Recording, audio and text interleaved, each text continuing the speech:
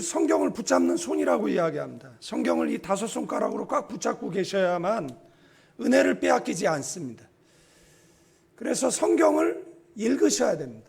얼마큼 읽으셔야 되느냐라면 나이만큼 읽으시면 된다라고 생각되어집니다.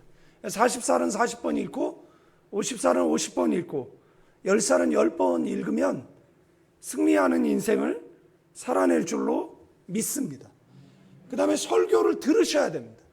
설교를 어떤 태도로 들어야 되느냐라면 정좌하셔서 바로 앉으셔서 정시 바로 바라보고 그 다음에 청청 바로 들으셔야 됩니다. 그래야지 은혜를 받을 수 있습니다. 은혜는 목사가 이렇게 호주머니에 넣고 있다가 주는 것이 아닙니다. 은혜는 하나님께서 사모하는 사람에게 주시는 것이 은혜인 줄로 믿습니다. 여러분들이 은혜를 사모하시면 은혜를 받을 줄로 믿습니다. 우리는 은혜 없이는 하루도 살아갈 수 없습니다. 그래서 우리는 날마다 은혜를 달라고 하나님 앞에 기도하죠. 아마 이 중에도 이름이 은혜라는 분이 계실지 모르겠는데 목사님 자제들 가운데 은혜가 되게 많습니다. 왜죠? 목사님이 은혜가 필요하기 때문에, 목사님이 지혜가 필요하기 때문에, 아이들을 온유함이 필요하기 때문에 자녀들의 이름을 그렇게 짓는 경우를 보게 되어진다라는 사실입니다. 그 다음에 들은 말씀 가운데 들은 말씀을 계속해서 새김질 하셔야 되죠. 이것을 묵상이라고 이야기하는데 묵상하셔야 됩니다. 그 다음에 힘이 되는 말씀은 암송하셔야 됩니다. 그리고 성경을 공부하셔야 됩니다. 교인들은 성경의 전문가가 되셔야 됩니다. 영분별의 은사는 기도에서 주어지는 것이 아닙니다. 한국에요, 하나님이 5명이 존재하고 예수님이 50명이 존재하는 나라입니다. 한국이 전 세계에 이단을 수출하는 나라입니다. 그리고 1천만 성도를 이야기하지만 400만은 우상의 비기독교 이단에 빠져 있다라는 것을 생각한다라면 우리가 얼마나 진리 가운데 서 있어야 되는지를 잘 알 수 있습니다. 저는 필리핀에 있는 선교사입니다. 24년째 선교 사역을 하고 있습니다. 교회를 개척해서 창립 20주년 맞이하고 교인들이 이 기간에 휴가 갔다 오라 그래가지고 4개월 휴가 나왔고 한 달 있다가 돌아갑니다. 저는 전문인 선교사입니다. 태권도 선교 사역을 하고 있고요. 그리고 하나님 은혜 주셔서 7년 전에 대학교하고 그 다음에 정식 인간한 고등학교를 세웠습니다. 그래서 그 학원 사역을 하고 있습니다. 강대상에서 그 개인을 소개하는 것은 별로 은혜가 안 되는데 제가 누군지 잘 모르시기 때문에 좀 소개를 드린 거고요. 저는 목사님 인사드리러 뵈러 왔는데 이렇게 설교할 수 있는 은혜를 주셔서 설교하게 되어졌습니다. 그런데 설교하는 것보다 목사님께서 배려해 주셔서 경주 가족과 왔는데 경주를 5, 6년 만에 처음 다시 재방문했는데 경주가 굉장히 좋더라고요. 목사님께서 또 이렇게 여러 곳 볼 수 있도록 배려해 주셔서 이렇게 볼 수 있어서 정말로 감사하는 시간을 가졌습니다. 레위기는요 굉장히 중요한 책입니다. 레위기가 성경 66권 가운데 제일 먼저 기록된 책입니다. 그리고 어떻게 보면 레위기만 있었으면 됐었을 수도 있어요. 66권 가운데 마지막으로 한 권을 남긴다라고 하면 역시 레위기를 남겨야 합니다. 레위기는 그만큼 중요한 책입니다. 레위기는 교회를 처음 다니는 사람들에게 장기간에 걸쳐서 교육해야 되는 책이 바로 레위기입니다. 레위기에는 크게 2가지 주제가 흐르는데 레위기 1장서부터 17장까지는 죄인인 인간이 하나님께 어떻게 나아가느냐, 제사로 나아간다라는 겁니다. 그래서 5가지 제사를 가리키고 있습니다. 그 제사를 통해서 죄 용서함을 받습니다. 18장서부터 27장까지는 그 죄 용서함 받은 사람이 하나님과 동행하면서 살아가는 삶, 그래서 7절기를 가르치고 있다라는 사실입니다. 다 설명드릴 수 없지만 앞에 말씀드린 5가지 제사, 죄인인 인간이 하나님께 나아가는데 어떤 제사로 나아갈 때 하나님께서 우리의 죄를 용서하시느냐라고 이야기했을 때 번제, 소제, 화목제, 속죄제, 속건제, 이 5가지 제사를 일생에 반복하면서 하나님 앞에 드리면서 죄 용서함을 받고 하나님과 동행하며 저 천성을 향한 믿음의 행진을 살아가는 것이 저와 여러분들의 삶이 되어야 되는 줄로 믿습니다. 그런데 지금은 구약처럼 제물을 잡아서 짐승의 번제를 드리지 않습니다. 그렇기 때문에 그러면 이 말씀은 우리와 상관이 없는 것이냐? 그렇지 않습니다. 여기서 말한 5가지의 예배의 정신이 지금 우리가 드리고 있는 이 예배 속에 반드시 있어야 한다라는 겁니다. 첫 번째는 번제의 정신이 있어야 됩니다. 번제는 모든 것을 불태워서 하나님 앞에 드리는 겁니다. 그래서 우리의 예배 속에 번제의 정신이 있어야 됩니다. 이 번제가 상징하는 것은 헌신을 상징합니다. 지금 많은 사람이 예배를 드리지 않는 상황 가운데 여러분들은 예배를 드리러 나왔습니다. 이것을 뭐라고 이야기하죠? 헌신이라고 이야기합니다. 어떤 분은 피아노를, 바이올린, 첼로를, 드럼을, 그리고 방송실에서, 안내로, 식당에서, 방역에 여러 가지 헌신을 합니다. 그것을 하나님께서 뭐로 받으신다라고요? 예배로 받으신다는 겁니다. 여러분들 군중 속에 묻혀서 헌신 없이 교회를 다니는 그것이 아니라 교회의 일원이 되어서 자기의 달란트를 가지고 하나님을 섬기는 것, 이게 뭐라고요? 이게 바로 번제의 정신입니다. 나이가 들었기 때문에 나는 할 수 없다. 나는 봉사할 수 없다. 난 일할 수 없다. 기도할 수 있으시잖아요.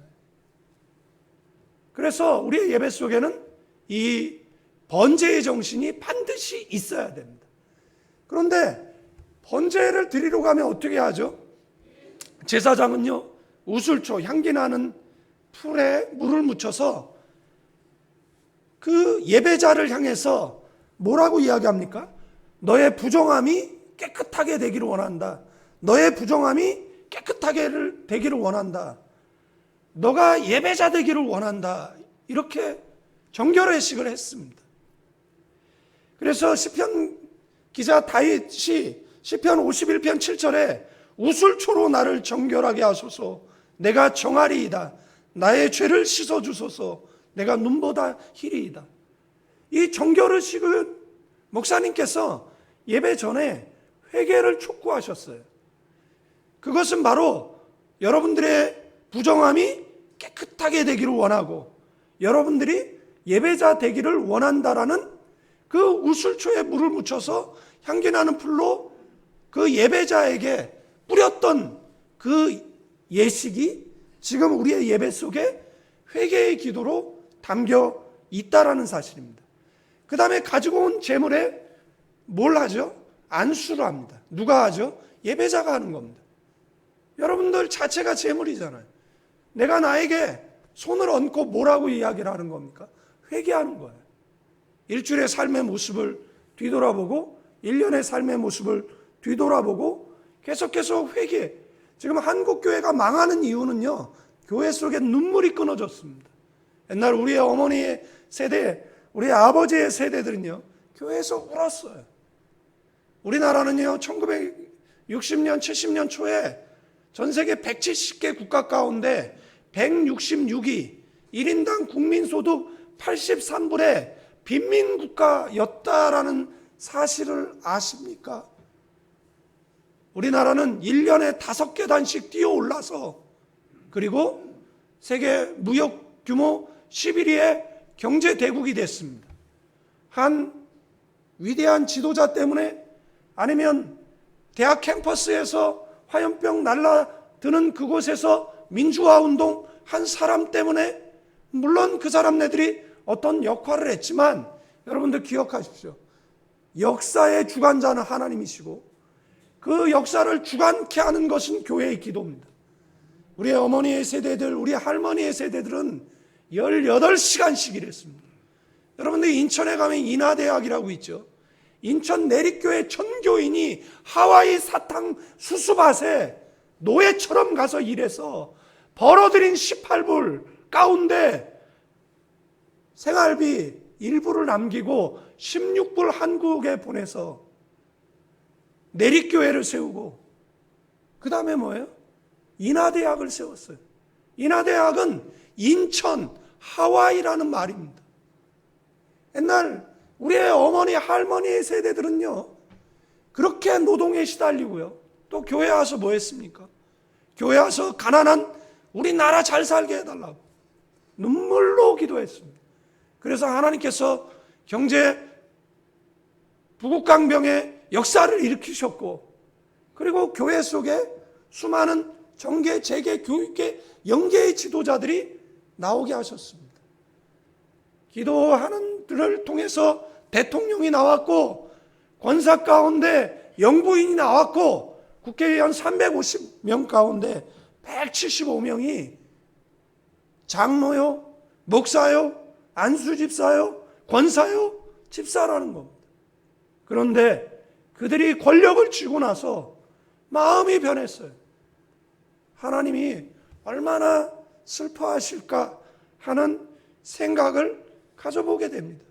그것을 회개하는 겁니다. 회개하셔야 됩니다. 그죠? 그래서 회개할 때 누가 옆에서 듣죠? 제사장 귀에 들린 거예요. 이것을 가톨릭이 가져오죠. 그리고 고해성사라는 걸 만듭니다. 여러분들, 목사님한테 와서 자기의 죄를 고백을 해요. 어떤 분이 전화 왔어요. 목사님 그러세요. 누구세요? 그랬더니 저예요. 저가 누구세요? 그러니까 저예요. 그러니까 제가 누구냐고요? 그랬더니 정말 정말 모르니까 누구세요? 그랬더니 진짜 모르니까 누구세요? 그랬더니 그러니까 서운하니까 누구세요? 전화 끊었어요. 지금까지 누군지 모릅니다. 왜 그러는 거죠? 여러분들, 저는 여러분의 음양, 음색, 음파를 모릅니다. 근데 목사님은 아실 거예요. 칸막이가 있어요. 저한테 와서 누가 고해해요. 저는 그 사람 누군지 알 거예요. 저희 교인이라면. 그죠? 그러면 그 목사님의 눈을 똑바로 바라볼 수 있겠습니까? 고해성사하고 신부의 눈을 피해 다니는 성도들. 여러분들, 그 사람들이 그 신부를 향해서 함부로 할까요? 술 먹고 길거리에 쓰러져 있어도 우리 아버지가 얼마나 외로웠으면 씻기고 함구하죠. 그래서 캐톨릭은 문제가 나지 않습니다.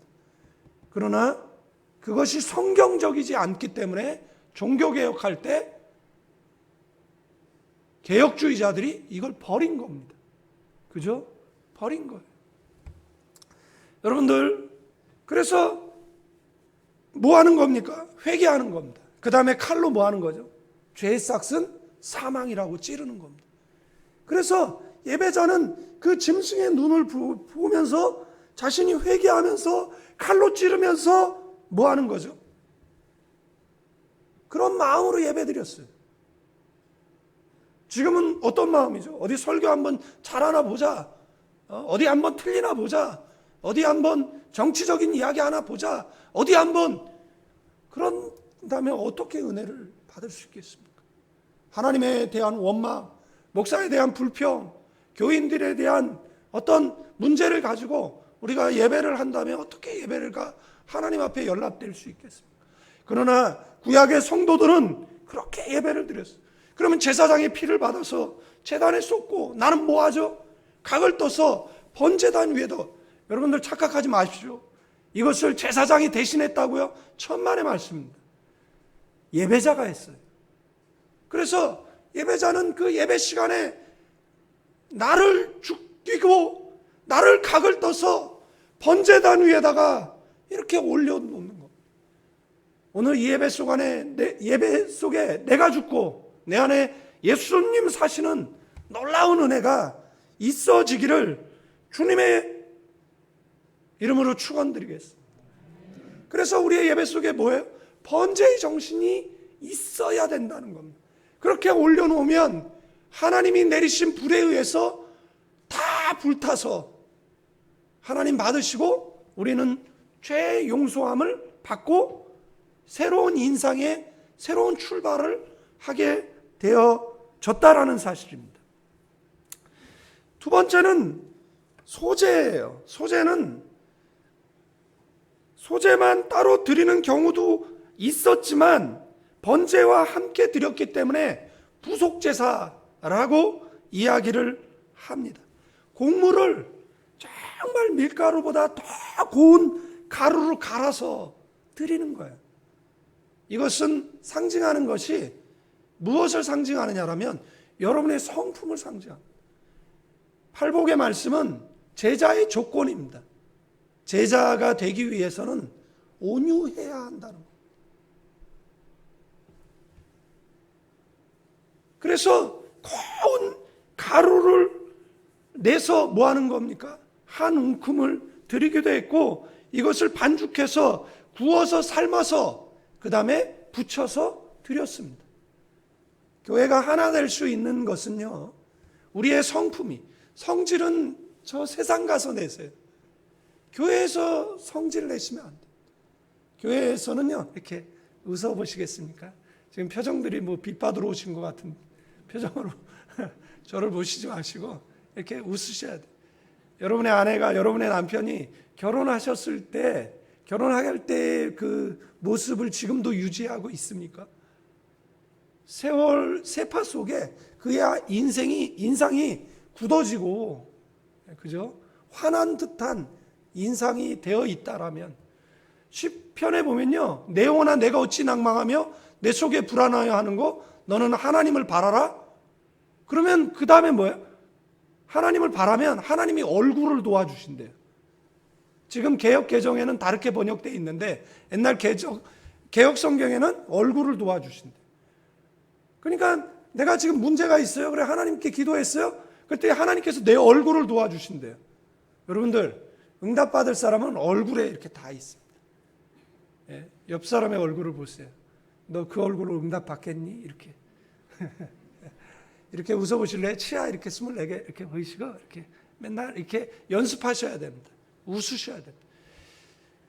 웃어서 행복한 것이 아니라, 그러니까 행복해서 웃는 게 아니라 웃으면 행복해집니다. 아멘. 아멘입니다. 그래서 고운 가루를 내듯이 우리의 성품을 온유한 자가 땅을 차지합니다.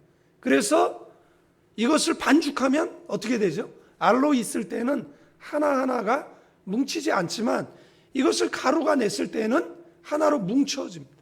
그래서 우리의 예배의 정신 속에는 우리의 성품을 빻아서 온유함으로 하나님 앞에 드리는 소제의 정신이 있어야 되는 줄로 믿습니다.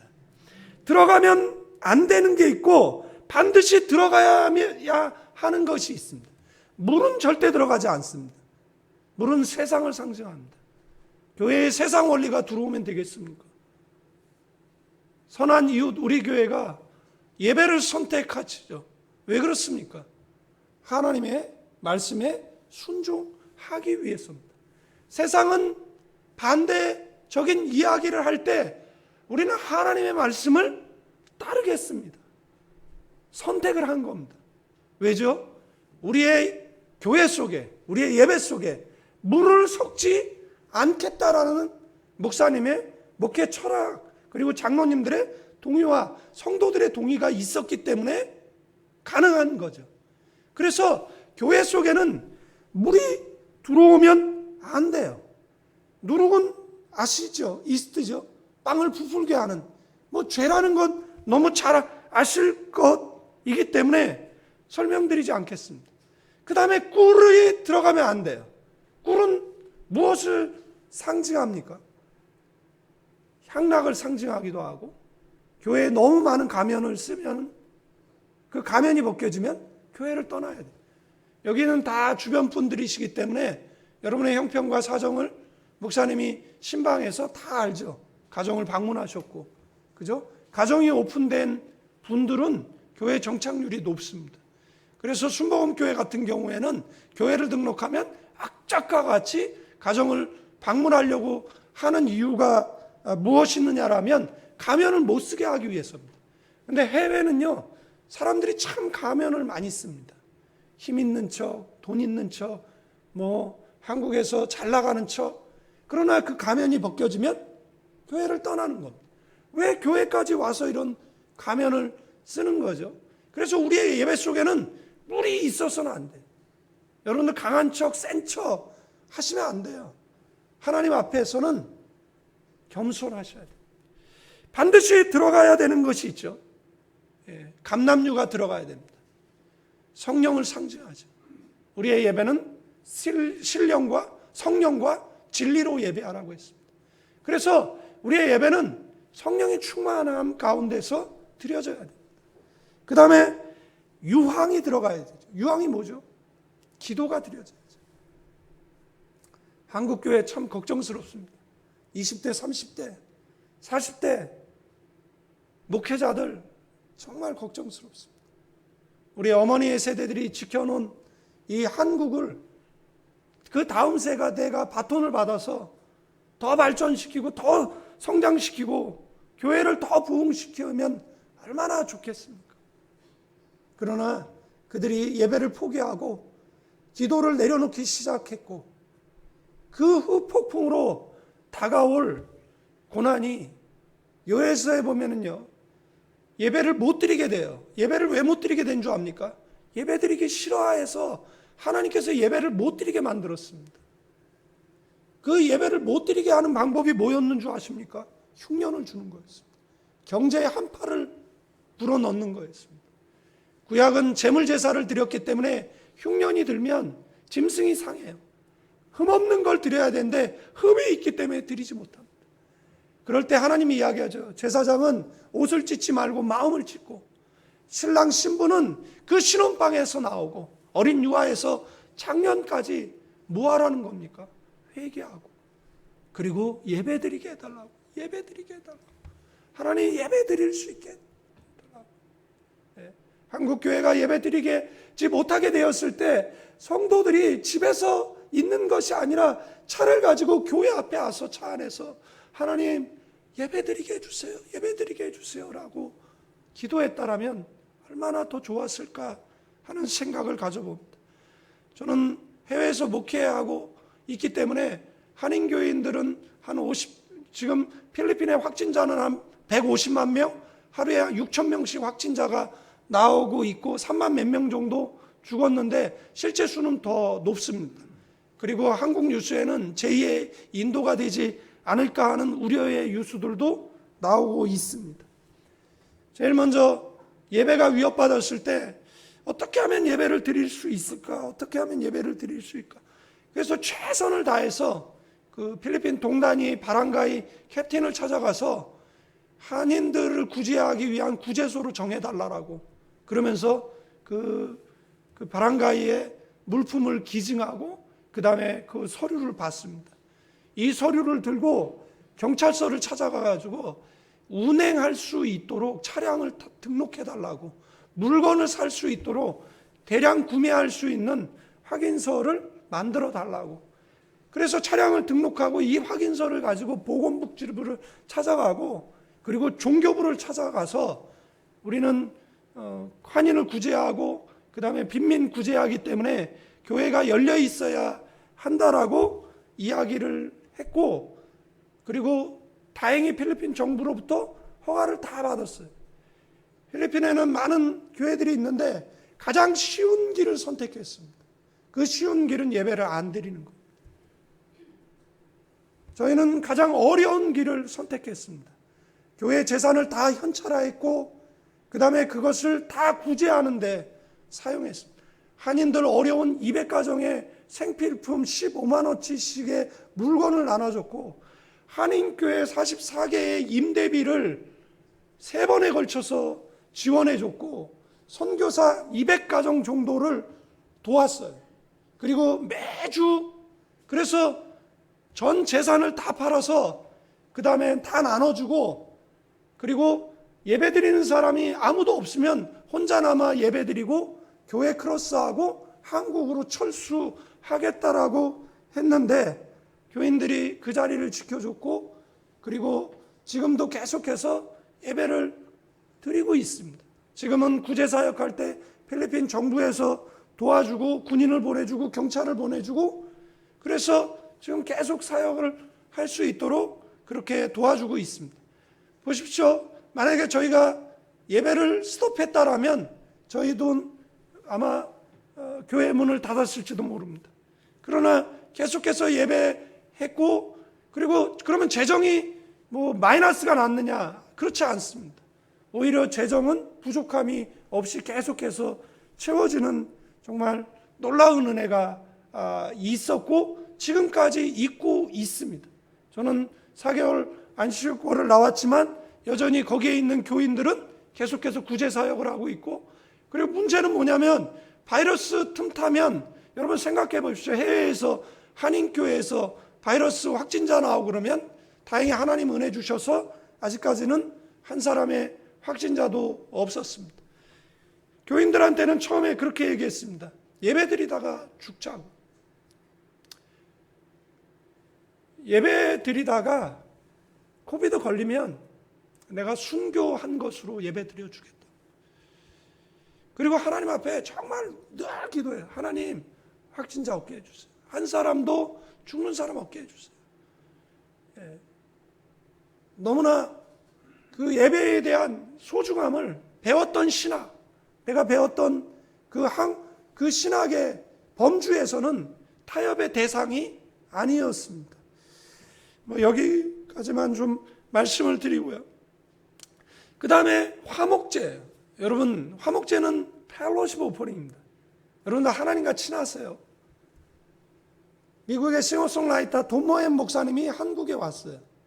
유명한 교회에서 초청을 했고, 그 교회 찬양 인도자는 한국에서 제일 유명한 찬양 인도자예요. 그 찬양 인도자가 정말 찬양을 인도합니다. 한 30분 정도 찬양 인도하고 돈 모엔 목사가 나와서 파더 한마디 했어요. 그런데 회개가 일어나기 시작하는 겁니다. 사람들이 반응하는 겁니다. 문제는 앞에 찬양 인도 30분 한 사역자가 충격을 받은 겁니다. 그러면서 그가 하나님 앞에 원망조로, 하나님 왜 내가 찬양 인도할 때 반응 안 하시더니 돈 모엔 목사가 나와서 아버지 한마디에 어떻게 이렇게 반응하실 수 있습니까? 그분이 간증한 거예요. 그랬더니 하나님이 그분에게 그렇게 이야기했답니다. 나 돈 모엔하고 친해. 여러분 하나님과 친하십니까? 여러분 하나님과의 수직적인 관계가 바로 되셔야 돼요. 예수 잘못 믿으면 나타나는 현상 3가지가 있습니다. 부족의 문제가 발생합니다. 물질의 부족, 실력의 부족, 영역의 부족, 부족의 문제가 발생합니다. 우리의 지갑 속에 날마다 오병이어의 기적이 일어나야 됩니다. 아멘. 두 번째는 수치를 당합니다. 예수 잘 믿으면, 못 믿으면. 잘 믿으면 부족의, 여호와는 우리의 목자 돼서 부족이 없고, 잘 믿으면 존귀 여김 받습니다. 그 다음에 예수 잘 못 믿으면 나타나는 현상이 대적이 일어납니다. 찌르는 가시가 일어납니다. 예수 잘 믿으면 나타나는 현상이 원수라도 더불어서 화목해 해주는 은혜가 있는 줄로 믿습니다. 하나님과 친하셔야 돼요. 그 다음에 누구랑 친해야죠? 목사님하고 친하셔야 됩니다. 목사님에게는 뭐가 있죠? 축도권이 있죠. 여러분들에게 복을 빌어줄 수 있는 하나님께서 내린 영적인 권위가 있잖아요. 그분이 늘 제가 이제 기도를 하거든요. 교인들이 있지만 다 생각이 나질 않잖아요. 그래서 이름을 보고 기도를 하지만 어떤 분은 좀 빨리 지나가고, 어떤 분은 좀 오랫동안 기도하고, 어떤 분은 기도하고 났는데도 또 생각이 나고 또 생각이 나고 그래서 기도하는데 왜 그러죠? 그분이 저를 위해서 기도하고 있겠죠. 그래서 제가 그분을 위해서 기도하겠죠. 그런데 생각이 안 나요. 하나님 그 있잖아요. 그 이름이 뭐더라. 그러다 패스 이렇게 되는 거예요. 근데 어떤 분은 계속 생각이 나요. 계속. 네. 목회자하고 친하셔야 돼요. 여러분 교인끼리 친하세요? 친하세요? 여러분 남편하고 친하세요? 아내하고 친하십니까? 여러분 자녀하고 친하세요? 요즘 청소년 자살률 얼마나 높은 줄 압니까? 예. 고주망태 알코올 중독자 아버지에 의한 폭행에 의해서 아이들이 생을 자살로 끝내는 일들이 얼마나 많은 줄 아십니까? 예. 여러분들 자녀가 여러분의 소유물입니까? 저는 교인들이 저한테 그럽니다. 목사님 목회 똑바로 하세요. 저는 그 사람에게 얘기합니다. 당신은 가정 목회 똑바로 해. 가정도 교회예요. 교회에서 장로님만 하지 마시고 가정에서 장로님 하셔야 돼요. 교회에서 목사님만 하지 마시고 가정에서 목사님을 해야죠. 제가 화를 냈더니 저희 딸이, 저는 늦게 결혼했습니다. 40에 결혼했는데 딸이 어려요. 근데 그 아이가, 제가 화를 냈더니 제 딸이 저한테 그러는 거예요. 아빠, 그래서 왜? 그러니까 목사는 화내면 안 돼. 화내면 목회하면 안 돼. 또 무슨 말 했는데 집사람이 당신 거짓말을 하지 마. 그래. 남자는요. 어디야? 그러면 목양실. 그런데 그러면 지금 쇼핑몰 내 앞에 보이는 사람 누구야? 그러면 이제 전데 이게 여러 말 하기 싫으니까 그냥 교회에 있다 이러면 더 이상 얘기가 없잖아요. 그랬더니 왜 거짓말했냐 그러는데 저희 딸이 아빠, 그래서 왜? 그러니까 거짓말하면 안 돼. 왜? 그러니까 거짓말하면 목회하면 안 돼. 샤워를 하고 있더라고요. 그래서 귀여워서 이렇게 쳐다봤더니 아빠! 그래서 왜? 그러니까 목사는 여자 벗은몸 보면 안 돼. 그래야 제가 목회를 그만둬야 되나 심각하게 고민하고 저희 딸한테 물어봤어요. 은채야, 아빠 목사 하지 말까? 그러니까 한참 생각, 아니야, 그냥 해. 그래서 왜? 그러니까 애들이 안 때려. 그러더라고요. 그러니까 교회에서 아마 좀 이렇게 모르는 애들이 목사 딸인지 모르고 때리려고 그러나 봐요. 이렇게 애들이 막 한국에서 온 애들이 좀 폭력적이더라고요. 그러면 그러니까 목사 제 건들지 마, 제 목사 딸이야, 막 이런가 봐요. 그러니까 자기 안 맞으려고 아빠 그냥 목사해 그러더라고요. 그래서 제 딸의 허락을 받고 지금 목회를 지금 하고 있습니다. 제가 가정 목회 실패하면 교회에 성공하면 무슨 의미가 있겠습니까? 여러분들 가정에서 화목하세요. 어느 프로그램 보니까 80대신 그 두 노인 분들이 이런 이야기를 하더라고. 그 퀴즈를 냈어요. 답은 천생연분인데 있잖아 당신과 나 사이. 그러니까 원수? 아니 내자. 철천지 원수? 아내를 불쌍히 여기고 남편을 불쌍히 여기고 자녀를 불쌍히 여기고 부모를 불쌍히 여기는 마음이 있어야 됩니다. 목회자를 긍휼히 여기고 목회자는 성도가 목회자를 위하여서 기도하는 눈물로 성장한다라고 이야기하는데 제가 유충겸 장로님이라는 분을 잊지 못하는데 제 전도사 때 설교를 잘 못하죠. 그리고 또 실수도 하고 뭐 그러죠. 또 무슨 일이 있었어요. 그러니까 저를 잘라야 된다는 거죠. 그런데 유충경 장로님 소리를 바락 지르는 거예요. 저분이 이제 신학교 간 지 1년 됐는데 그냥 들으세요. 이북분인데 저분이 왜 저 어린 분한테 왜 50년 목회한 관록의 목사의 성품을 요구합니까? 우리는 그냥 조전도사님을 위해서 기도하고 저분이 훌륭한 목사, 저는 그분을 잊지 않습니다. 저는 그 장로님을 지금도 생각하며 고마워하고 있습니다. 우리에게 화목제의 정신이 있어야 됩니다. 두 가지만 더 말씀드리고 마치려고 하는데 속죄제, sin offering입니다. sin offering, 우리에게 무슨 정신이 있어야 돼요? 여러분들 회개하고 예배 드리셨습니까? 회개하고 예배 드리셔야 됩니다. 우리나라 그 독립운동가들은 암송했던 고시가 있습니다.